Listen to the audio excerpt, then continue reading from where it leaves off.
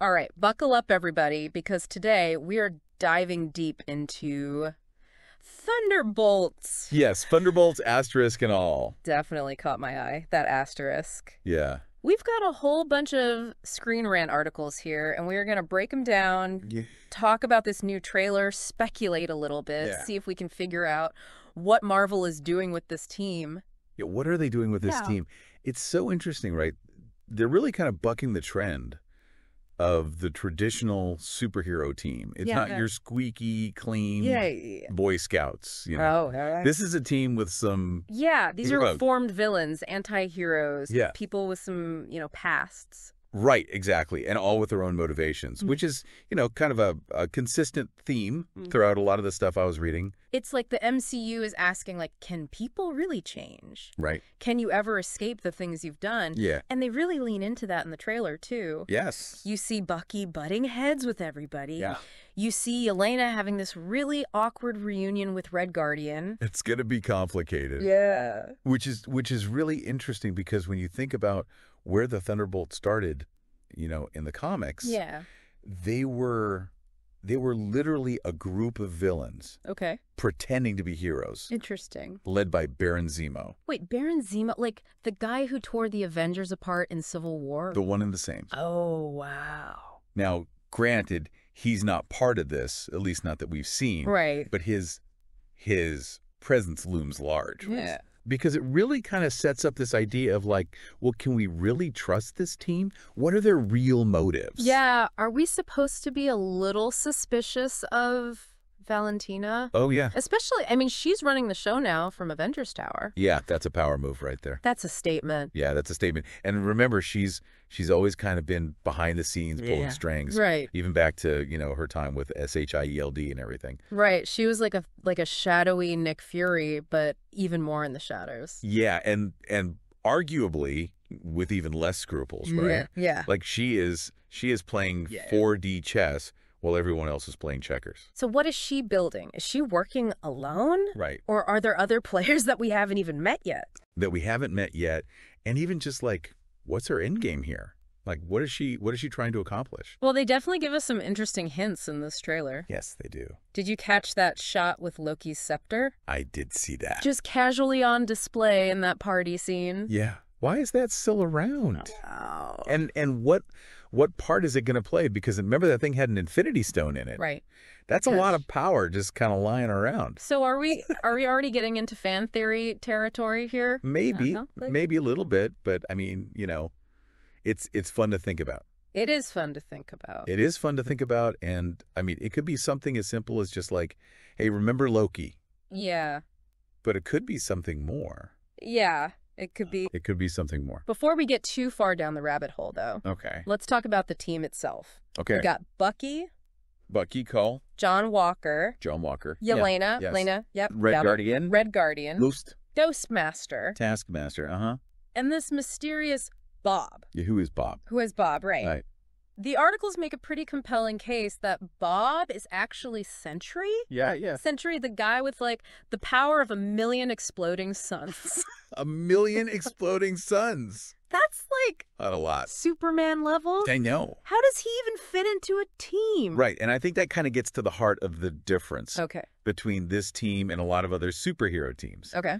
These characters are not united by some common ideology or a cause. Okay. These are people who are being brought together, almost by circumstance. Okay. And probably a lot of manipulation from Valentina. And maybe a little blackmail on the side. Probably some blackmail, too. Yeah. But, they're not, they're not forming because they all believe in truth, justice, and the American way. Right. They're not the Avengers. No, not at all. But, getting back to Sentry, his presence, first of all, that power level is off the charts. Yeah. It's one thing to have super strength or shoot energy blasts, but this is 1,000,000 exploding suns. It's a whole other thing. And not only that, but he's got a lot of issues. What do you mean? Well, he's canonically got this thing called the Void, which is this dark side of him that's as powerful as he is, but destructive. So he's kind of his own worst enemy sometimes. So we've got this team full of wild cards. Yes. And then a potentially unstable powerhouse. Yes. What could go wrong? Right. And then you've got Bucky Barnes, who, you know, he's got that Winter Soldier programming in there. Right. And they show him in the trailer. It looks like he's attacking their vehicle. Yeah. Is that just a training exercise gone wrong? I don't know. Or did somebody figure out the trigger words? Right. Has Bucky been turned back into a weapon? And I mean, think about it this way. Like, this is a guy who has been working so hard to atone for his past. Right. To try to overcome all of the horrible things he was forced to do. Yeah. And now this, like, it's almost like that darkness is always right there. Yeah, always looking into the surface. Exactly.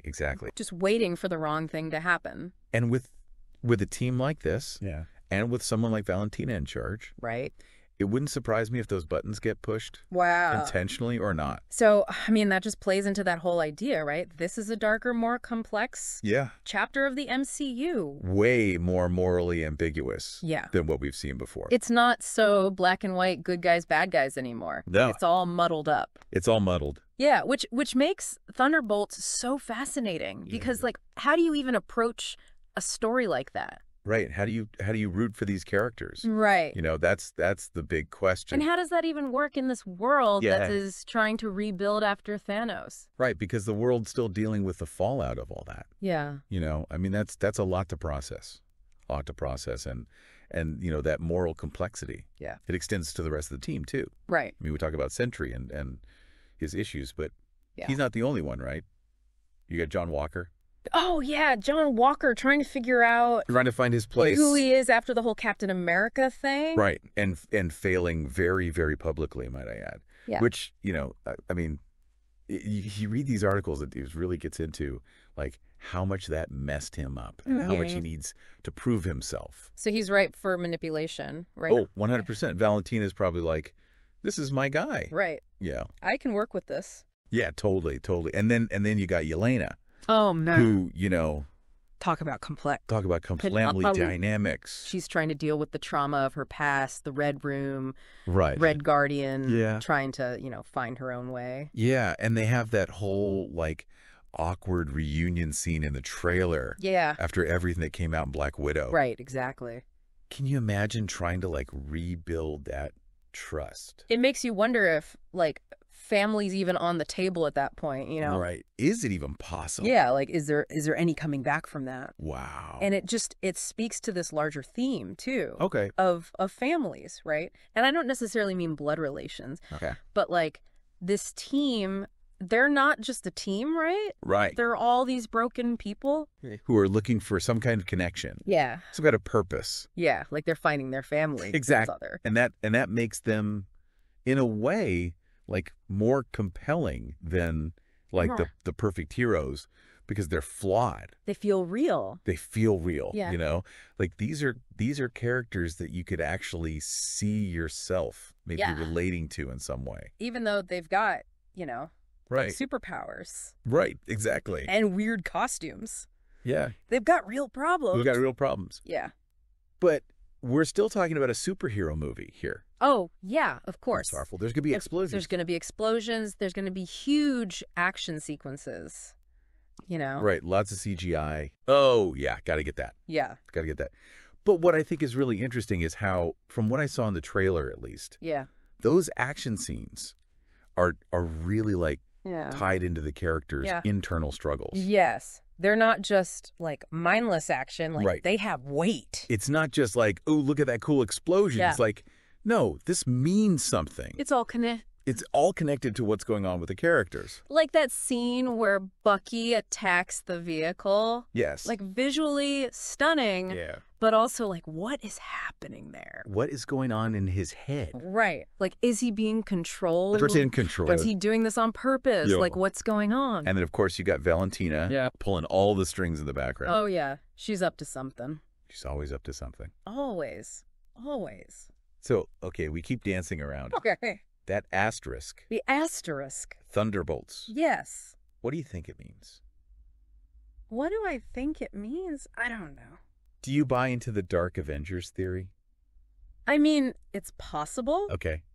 Remember that scene where they're like honoring the the heroes of New York? With the memorial and everything, the monuments and everything. It's clearly meant to evoke the Avengers, right? But there's like this undercurrent of something else. It's a little darker. It's darker. It's a little more cynical. Yeah, a little more manipulative.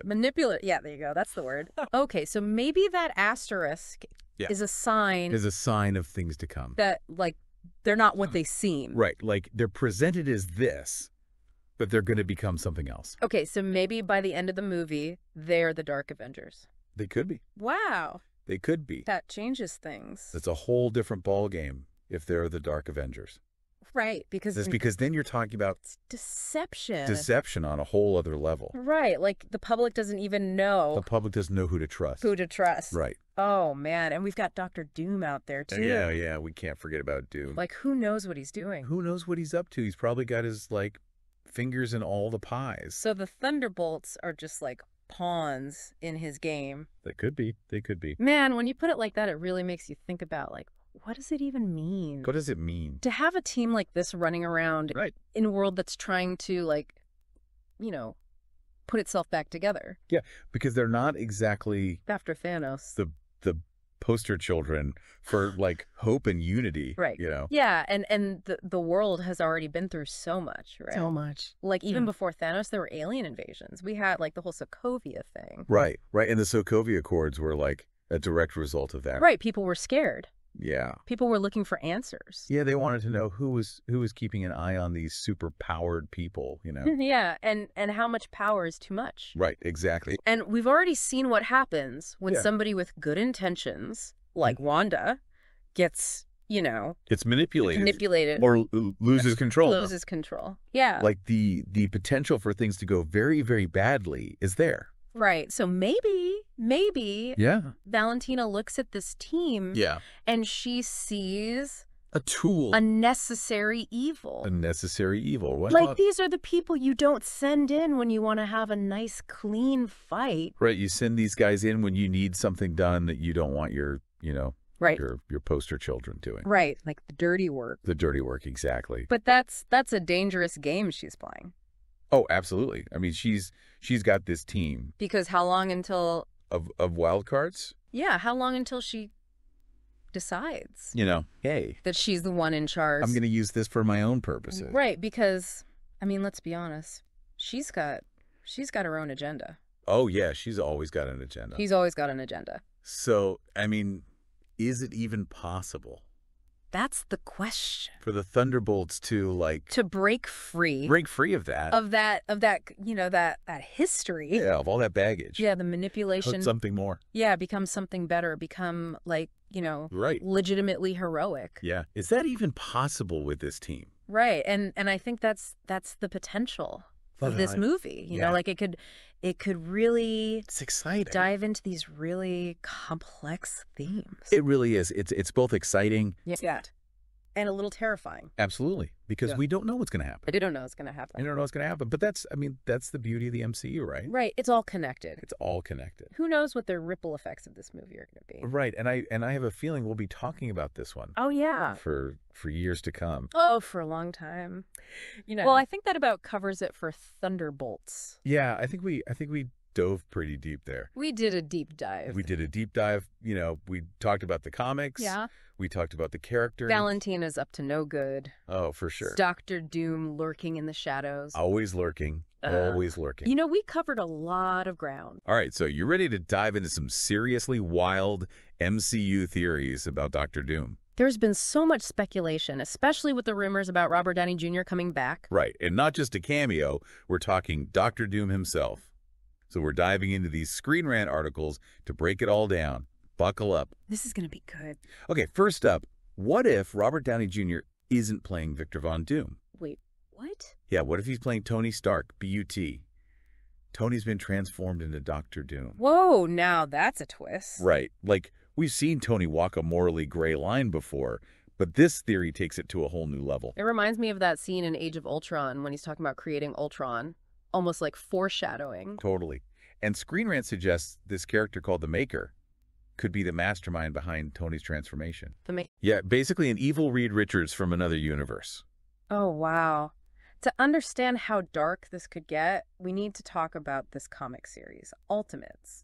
It's got a seriously messed up origin story for Dr. Doom. Yeah, so in this Ultimates comic, the Maker goes back in time and messes with the experiment that gives the Fantastic Four their powers.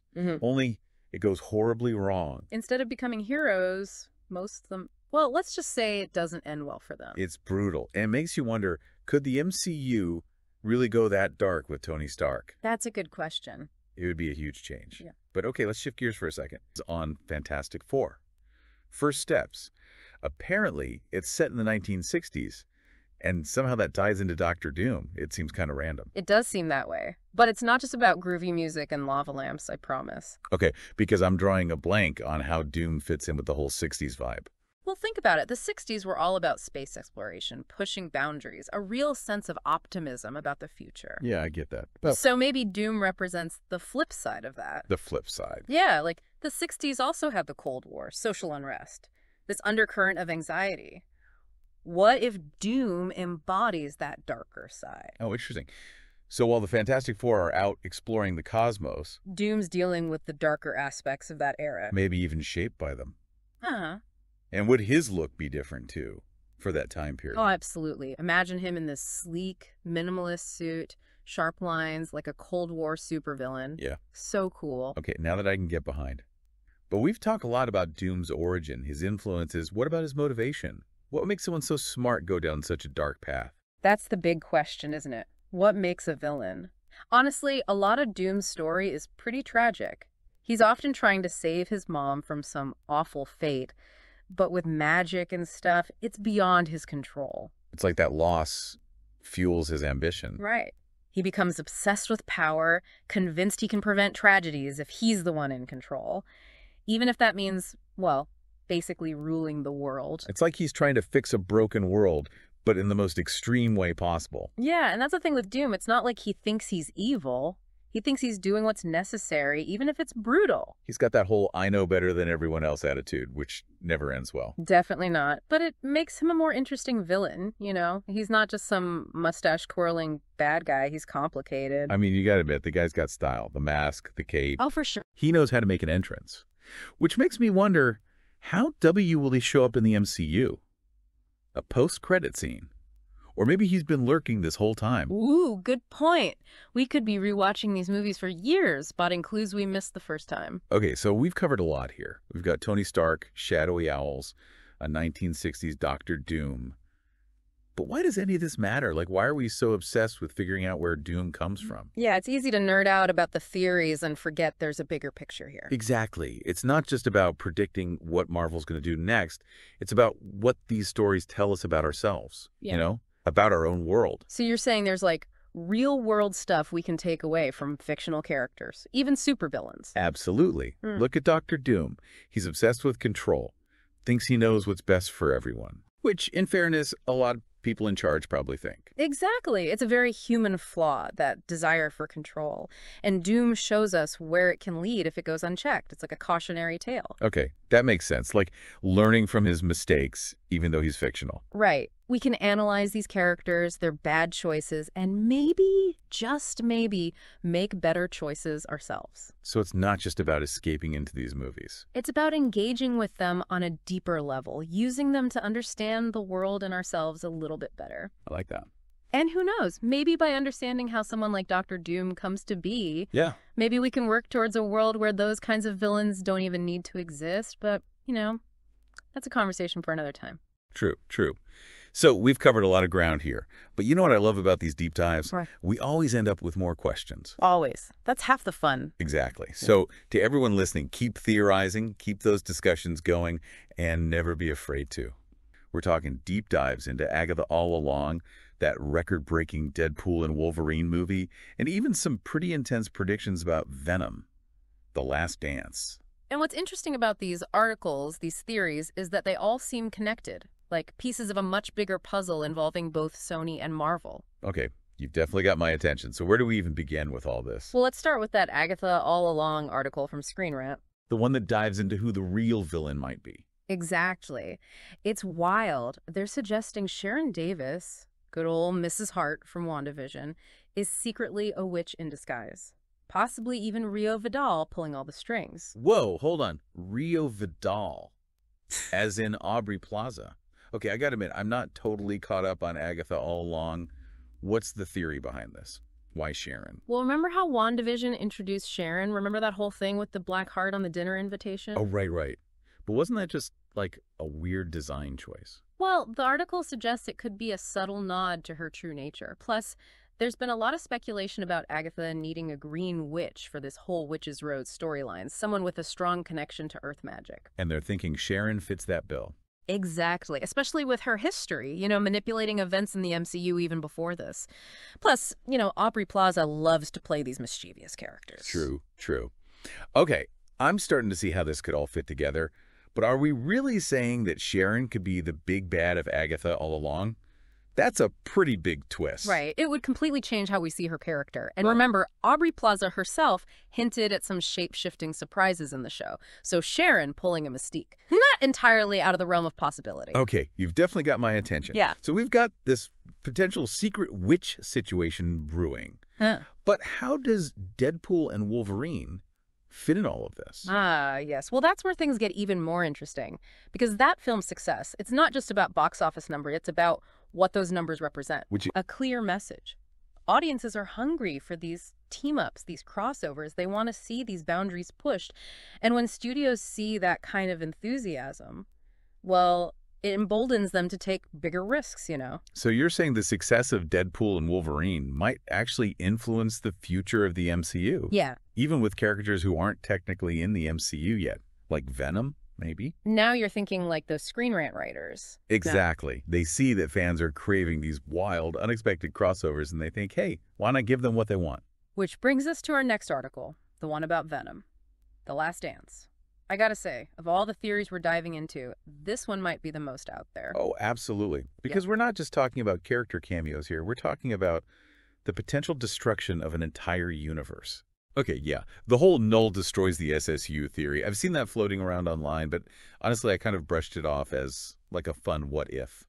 But this Screen Rant article makes a surprisingly compelling case. They do, don't they? And part of what makes it so compelling is that it taps into this existing unease, We know Sony's Spider-Man universe hasn't quite found its footing yet. I mean, Morbius, Madam Web. The response has been mixed.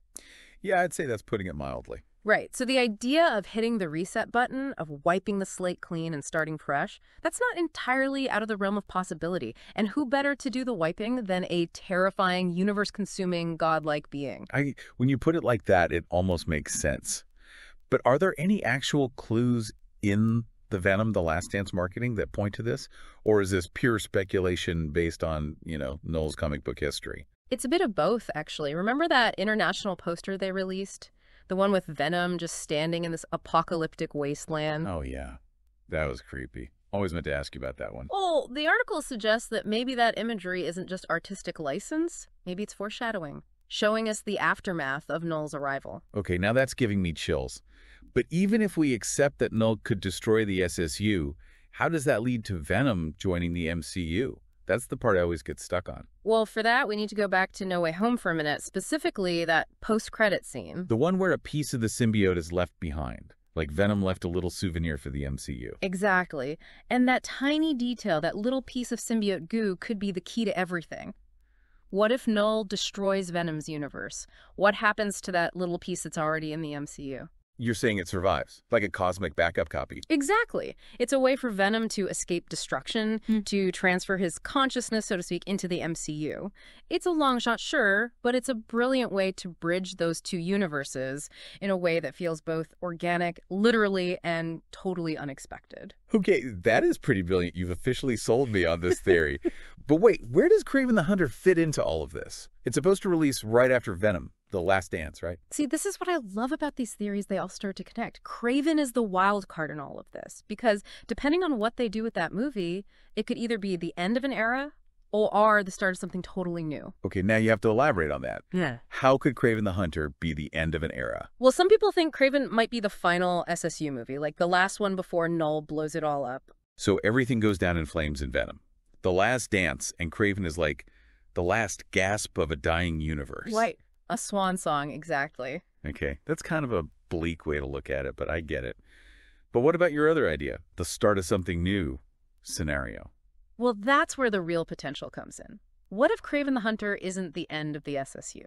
What if it's the beginning of a new era for Sony and Marvel working together? Okay, I'm listening. We know they're already developing a whole bunch of Spider-Man-related projects, right? But imagine if Kraven is the movie that bridges the gap. What if it's the movie that brings those projects, that brings Venom even into the mainline MCU? Okay, now that's a theory I can get behind. And it would make so much sense, too. It would explain why they cast Aaron Taylor Johnson as Kraven. Right. Like, they're not bringing in an actor of his caliber for a one-off villain. See, exactly. It's got to be setting up something bigger. And think about the fans.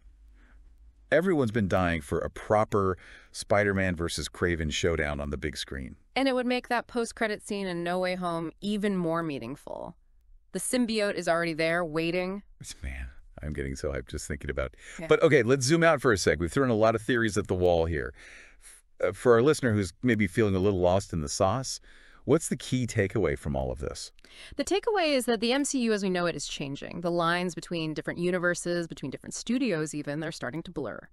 And Venom, The Last Dance, Kraven the Hunter, these movies could be the key to unlocking a whole new phase of the MCU, one where literally anything is possible. Man, and I thought the multiverse was already wild. You know, you always bring the best theories to these deep dives. It makes me wonder, what else could happen if Knull really can just shatter reality as we know it? You thinking what I'm thinking? Are we about to see the return of Scarlet Witch? I mean, it would crack. She's got unfinished business, and Elizabeth Olsen has hinted that she's open to coming back. And if these barriers between universes are as flimsy as we're speculating they are, well, why not? Right. And think about it. Scarlet Witch versus the King in Black. Chaos magic going up against the primordial darkness of the symbiotes. That's a battle for the ages. All right, so you know how everyone's trying to figure out who the villain's going to be in the next Batman movie. Oh, yeah. Everyone and their mom has a theory, right? Well, you sent me these articles about the Penguin and how it might actually be dropping some hints. Right. And that it's not just like totally random speculation. Yeah, yeah. Like there might be something here. And more than just clickbait. Yeah. For sure. So fill me in what's got everyone talking. Okay, so, you know, they changed Oswald's name, right? To Oz. Yeah, Oscobb. Oscobb. Which some people think might be a little nod to a character from the comics, William Cobb, one of the Court of Owl's top assassins. Oh, wow. Yeah, so some fans are thinking that maybe there's a family connection there. Okay, so instead of like mobster Penguin, we've got Penguin with a direct line to this like super secret society that's been running Gotham from the shadows for who even knows how long. Yeah, exactly. Imagine, like, this whole time Penguin's rise to power, it's all been orchestrated, or at least influenced by this secret organization. Man, that's... He's ambitious, sure, but what if he's just playing right into their hands this whole time? That is some, like, eyes wide shut stuff. Yeah. But, like, with more feathers. More owls, exactly. That's what makes them such a good fit for this version of Batman, you know? Yeah. Remember the Batman was all about, like, peeling back the layers of corruption in Gotham? Right. How everyone's dirty, even the people you think are untouchable. Yeah. The Court of Owls, they take that to a whole other level. Yeah, they are the rot. That's a scary thought. It is a scary thought. But doesn't that kind of make Penguin less of a mastermind and more of like a puppet? See, that's what's so interesting about this. Because even if he starts as a pawn doesn't mean he stays that way. Oh, that's true. Penguin is ambitious. He's got plans. What happens when he realizes he's been used? What's he going to do then? Exactly. It adds a whole other layer to his character, you know, and to the whole conflict. For sure. For sure. It's not just one villain. It's like this whole web of power struggles. Oh, terrible Mense. And then there's the whole thing with that new drug in the show. Yeah, the articles mentioned that something about it being connected to Electrum. Yeah. Now, for those of us who weren't like, you know, studying Batman encyclopedias as kids. Right, right. What is Electrum and why should we care? Okay, so in the comics, Electrum is this like super rare, almost mythical metal that the Court of Owls uses to bring their assassins, their talons, back from the dead. Wait, so they're like immortal? They're basically immortal killing machines brought back again and again to do the court's bidding. So we're talking about actual immortality now. Yeah, it would be a huge shift for this, like, grounded, gritty Batman to suddenly have to deal with something that's supernatural. I mean, how do you even fight that? Right. Batman's all about strategy deduction, fighting within the rules. Right. How do you outsmart an enemy who can literally cheat death? So Penguin might be upon might go totally off script. We might be getting immortal assassins in this next movie. It would definitely up the stakes. That's an understatement. But here's the thing about the Court of Owls. What's that? This whole situation. It could actually push Penguin in a completely different direction. Wait, you mean like towards the good guys? I don't know about good, but maybe more like aligned with Batman. Okay. I mean, I guess. Think about it. Yeah. Penguin hates being controlled, right? Oh, for sure. So what happens when he figures out the court's been playing him this whole time? Oh, he is not going to be happy. Exactly. But, like, how would that even work? Batman and Penguin teaming up. Well, that's the question, isn't it? Yeah. I mean, can Batman even work with a guy like Penguin? It would definitely test his limits. To say the least. Force him to get his hands dirty. Yeah, because it's like that whole enemy of my enemy thing, right? Exactly. But I don't know, man. Can Batman ever really trust Penguin? Should he? That's what makes it interesting. Just imagine those two having to work together. Talk about a recipe for disaster. Always looking over their shoulders, wondering when the other one's going to make a move. So we've talked about Penguin and this Court of Owls thing, but what about Riddler? Where did he fit into all of this? That's the million-dollar question, right? I mean, we last saw him locked up in Arkham. Right. Remember that last scene? Oh, yeah. That creepy little chat with Barry Keoghan. Chills. People are still trying to figure that one out. I bet. Everyone's saying that's going to be the Joker. Right. So if we're going to see those two team up in the sequel, Batman's really going to have his hands full. Riddler and Joker. I don't even want to think about what those two would get up to together. Chaos in a nutshell, right? No kidding. Yeah. But, I keep thinking about something else. Yeah, what's that? What if Riddler's the reason the Court of Owls can even make a move in the first place? Oh, that's interesting. Like he really shook things up in Gotham, right? Took down some big players, caused a lot of chaos. Yeah, expose all that corruption. Exactly. So what happens? Power vacuum, right? And who better to step in and take advantage than this ancient secret society nobody even knows about? They're always lurking in the shadows, just waiting for an opening. It's like he accidentally gave them the keys to the city.